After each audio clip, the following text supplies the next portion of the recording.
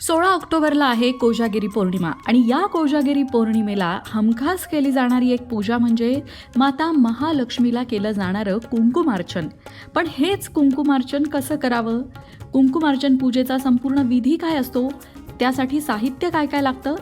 हे सगळं तुम्हाला आजच्या व्हिडिओत बघायला मिळणार आहे, पण त्याआधी चॅनलला सबस्क्राईब नक्की करा आणि आमच्या फेसबुक पेजलाही फॉलो करा.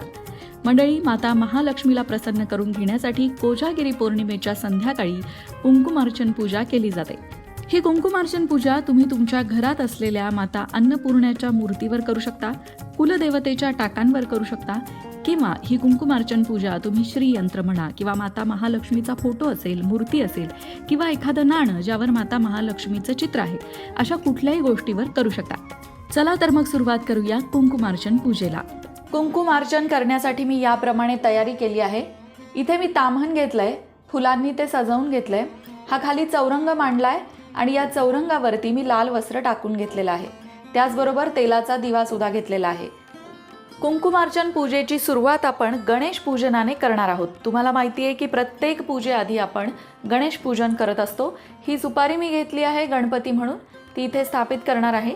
आणि या गणपती बाप्पाला आपण पंचामृत स्नान आणि शुद्धोदक स्नान घालणार आहोत. सगळ्यात आधी शुद्धोदक स्नानम समर्पयामी, त्यानंतर पंचामृत स्नानम समर्पयामी, पंचामृत स्नानम समर्पयामी, पंचामृत स्नानम समर्पयामी, त्यानंतर तीनदा शुद्धोदक स्नानम समर्पयामी. या प्रकारे गणपती बाप्पाला स्नान घातल्यानंतर इथे मी छोटंसं आसन मांडून घेतलंय. आता या आसनावर मी अक्षदा ठेवणार आहे आणि तिथेच गणपती बाप्पाची स्थापना करणार आहे. याप्रमाणे गणपती बाप्पाची स्थापना केली आहे. आता आपण गणपती बाप्पाची पूजा करून घेऊया. गणपती बाप्पाला हळदी कुंकू अक्षदा वाहून घेणार आहोत. हळद, कुंकू आणि अक्षदा, त्याचबरोबर एक फूल.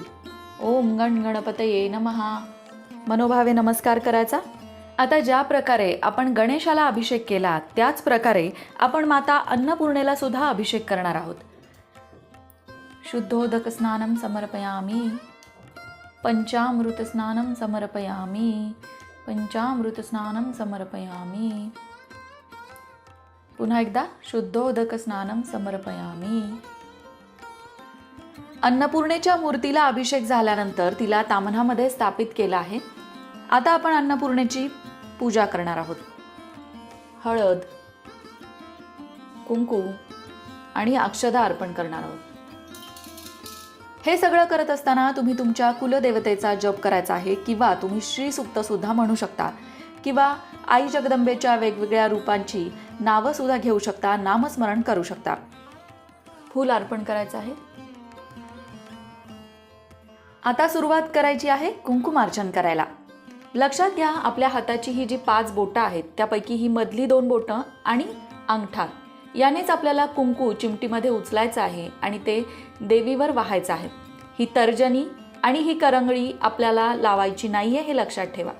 चला सुरुवात करूया.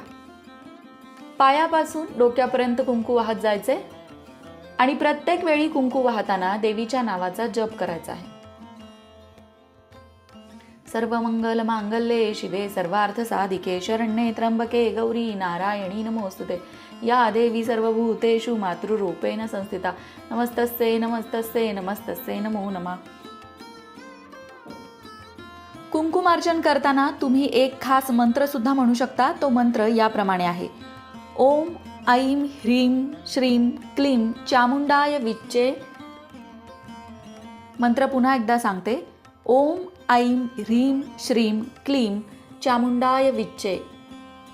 याप्रमाणे हा मंत्र म्हणत सुद्धा तुम्ही कुंकुमार्चन करू शकता. श्रीसूक्त म्हणत सुद्धा तुम्ही कुंकुमार्चन करू शकता. असं कुठल्याही प्रकारचं स्तोत्र निवडा, मंत्र निवडा आणि ते म्हणत म्हणत तुम्हाला कुंकुमार्चन करायचं आहे. हे कुंकुमार्चन तुम्ही 108 वेळा करू शकता किंवा 1001 वेळा सुद्धा करू शकता. जशी तुमची इच्छा असेल, जशी तुमची श्रद्धा असेल, भक्ती असेल, त्याप्रमाणे हे कुंकुमार्चन तुम्हाला करायचं आहे. लक्षात घ्या, पूजेआधी तुम्ही संकल्प करा की तुम्हाला किती कुंकुमार्चन करायचं आहे आणि त्याप्रमाणे आकडा मनात ठरवून तुम्ही कुंकुमार्चन करा.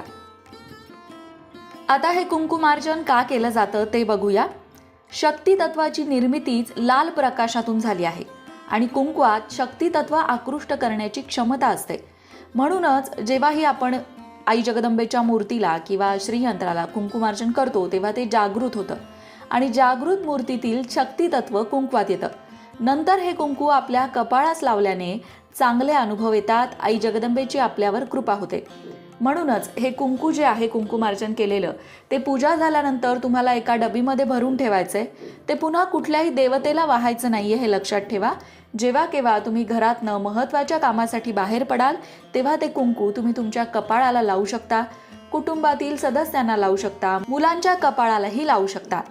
याप्रमाणे कुंकुमार्चन झाल्यानंतर आता आपल्याला देवीला नैवेद्य दाखवायचा आहे, धूप दीप दाखवायचा आहे आणि आरती करायची आहे. इथे मी तुपाची निरांजन लावून घेतलेली आहे आणि त्याने मी देवीला ओवाळणार आहे.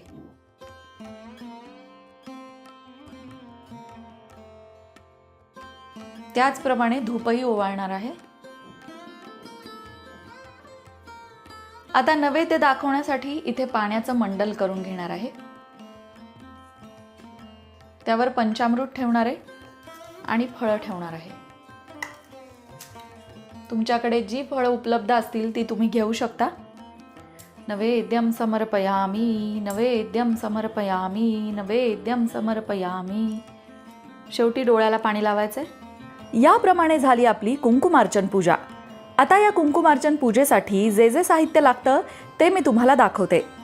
कुंकुमार्चन करण्यासाठी मी इथे काही फुलं घेतलेली आहेत, हळदी कुंकू अक्षदा घेतलेल्या आहेत, त्याचबरोबर सुपारी घेतलेली आहे.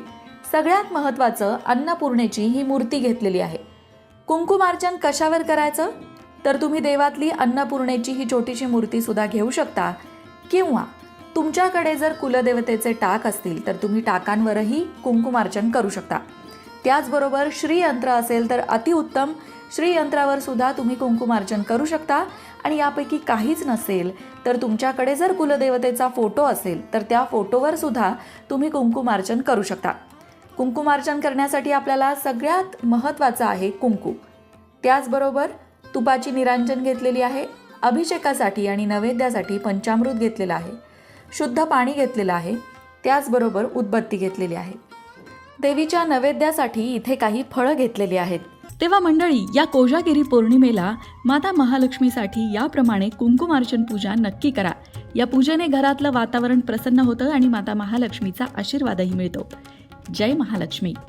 अशाच प्रकारच्या माहितीपूर्ण व्हिडिओंसाठी लोकमत भक्ती चॅनलला सबस्क्राईब करा आणि बेल आयकॉनवर सुद्धा क्लिक करा, म्हणजे आमच्या नवनवीन व्हिडिओचं नोटिफिकेशन तुम्हाला मिळत राहील. तसंच योग्य आध्यात्मिक मार्गदर्शनासाठी लोकमत भक्तीच्या फेसबुक पेजला फॉलो करायला विसरू नका.